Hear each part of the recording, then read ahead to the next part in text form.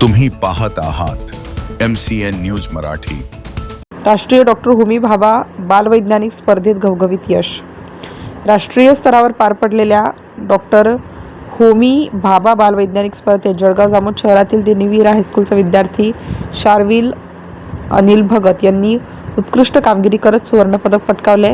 12 April 2026 रोजी रविवारी यशवंत नाट्य मंदिर मुंबई येथे डॉक्टर मधुबाला चिंचाळकर, डॉक्टर अशोक नगरकर यांच्या उपस्थितीत या परीक्षेतील उत्कृष्ट विद्यार्थ्यांचा सत्कार सोहळा संपन्न झाला।